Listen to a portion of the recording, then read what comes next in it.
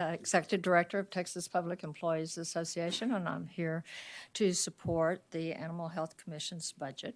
There's a couple of items that I'd like to point out, and one is their exceptional item for a targeted pay raise for certain employees. We certainly believe that it is well-deserved and, in fact, needed, but I also want you not to forget the rest of the employees. Some of the other agencies, or many of the other agencies, are asking for an inflation-adjusted pay raise.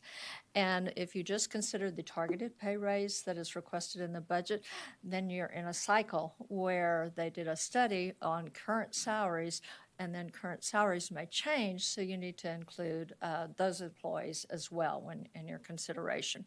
Just as a reminder, the last across-the-board pay raise was September 1st, 2014, which is fiscal year 2015, as you know.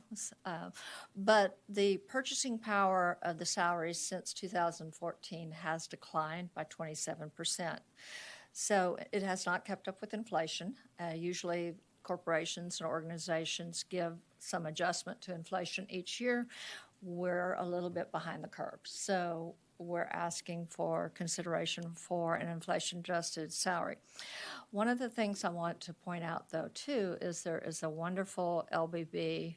There are a lot of wonderful reports from the LBB and the State Auditor's Office, but keeping in mind that targeted pay raises, while they are important and they're necessary, there is a study from 2019 about targeted pay raises that indicate that the relief from that pay raise only lasts about a year. And then you start having the turnover, the issues that you have before the targeted pay raise.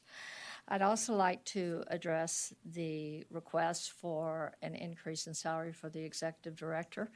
And I'm sure that you are aware that it is very, very tough to get into vet school.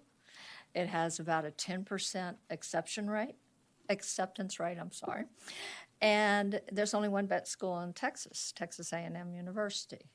So when you have a requirement to be a vet, that's a very specialized position. And it requires a lot of education, a lot of knowledge, a lot of keeping up with the current industry. It requires a lot of biology. And that's why I talk about budgets, because I can't talk about biology, but I know that people who can. And it is important to not only look at the position from what they're doing in terms of their education, their experience, their background, but also the management, as was pointed out. I know it's always difficult for agencies to ask for an exceptional item for salaries for their executive director, but we're here to support it.